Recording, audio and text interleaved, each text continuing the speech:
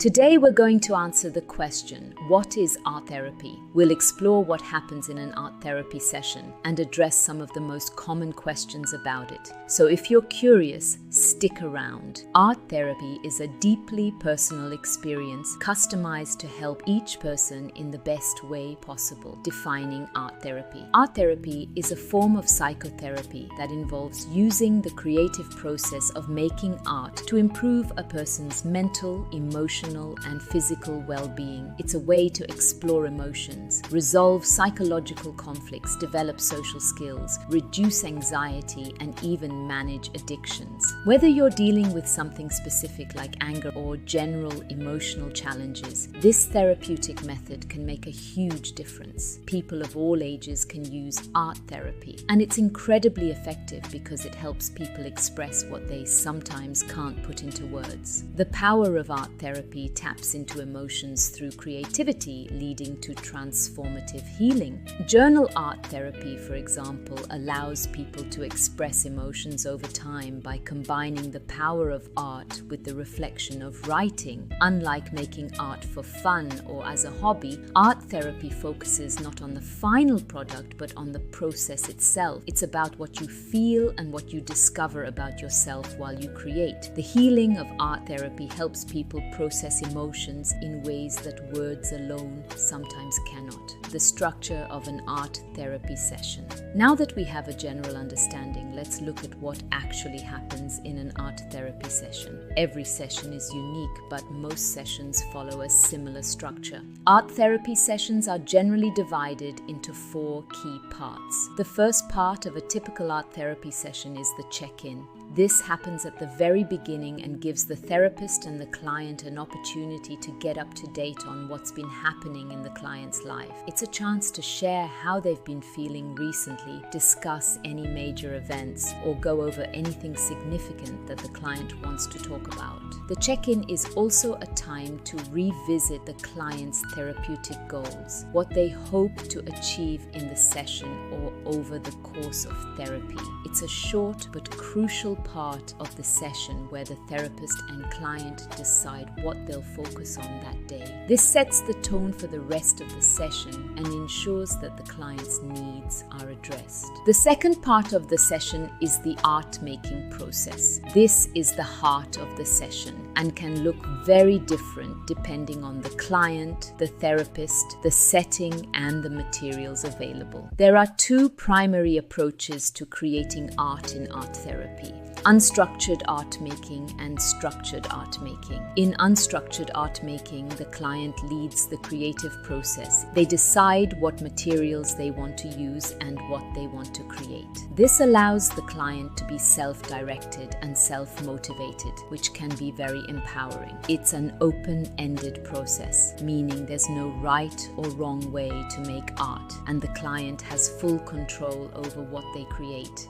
and how. In structured art making, on the other hand, more guidance from the therapist is involved. The therapist might provide a directive. This is a prompt or exercise that gives the client some structure to work with. For example, the therapist might ask the client to create a piece of art based on a particular emotion or experience. The science of art therapy plays a role here. Structured exercises help clients better process emotions or trauma. The therapist might actively engage with the client by helping with materials or guiding the process, or they might hold space while the client creates. Some sessions involve conversation, while others are done in silence. It all depends on what's most therapeutic for the client. Techniques like neurographic healing art therapy might be used in certain sessions to help the client explore complex emotions or uncover deeper psychological layers.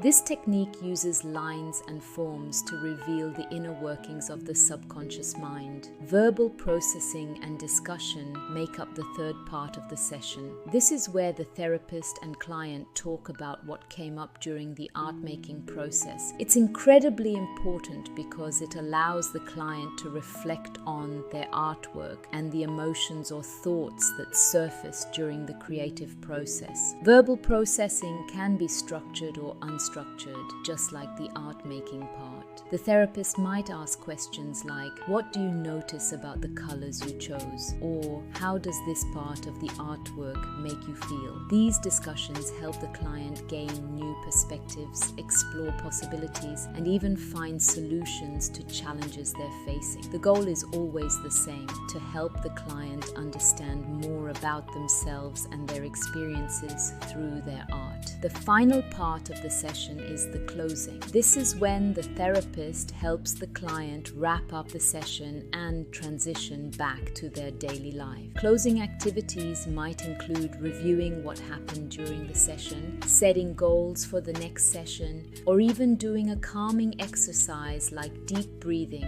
or a body check-in. The purpose of the closing is to ensure that the client leaves the session feeling grounded and ready to return to their everyday life. It's also a time to reflect on what they've learned and how they can apply those insights moving forward. In some cases, the therapist might make art alongside the client to create a more collaborative environment. In other cases, the therapist might focus solely on guiding the client through the process without creating art themselves. It's all about what helps the client feel most comfortable and supported. Art therapy can incorporate a wide range of materials and techniques, whether it's finger painting, embroidery, puppets, woodworking, or even metalwork. There are countless ways to express yourself in art therapy. The therapist will work with the client to choose materials that are appropriate for their needs and therapeutic goals. Some clients find it beneficial to talk through their emotions as they create, while others prefer to work in silence and focus solely on the art. The therapist follows the client's lead and creates an environment that feels most supportive. Art therapists ask a variety of questions to help the client explore their emotions and understand their art. Questions might focus on the feelings behind the artwork, like, what were you thinking when you chose this color?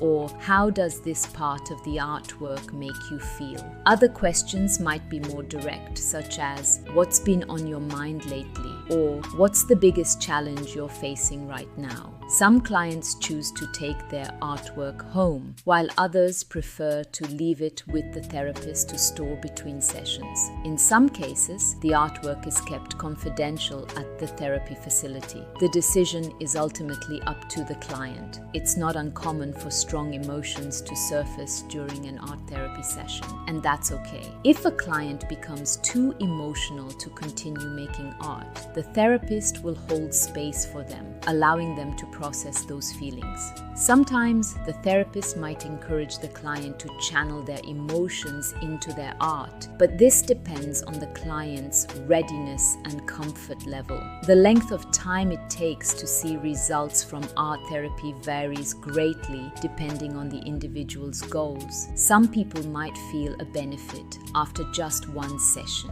while others might require ongoing therapy over a longer period. For issues like trauma or long-standing emotional challenges, multiple sessions are typically more effective. So, what have we learned today? Art therapy is a dynamic, flexible form of therapy that uses the creative process to help people explore their emotions, gain new insights, and find healing. Whether it's anger art therapy, journal art therapy, or neurographic healing art therapy, each method offers unique ways to engage with one's emotions. Each session is unique and tailored to the client's needs, making it a powerful tool for personal growth and mental health. Thank you for watching, and if you want to see more about art in many different forms, don't forget to hit that subscribe button. See you next time. Bye bye.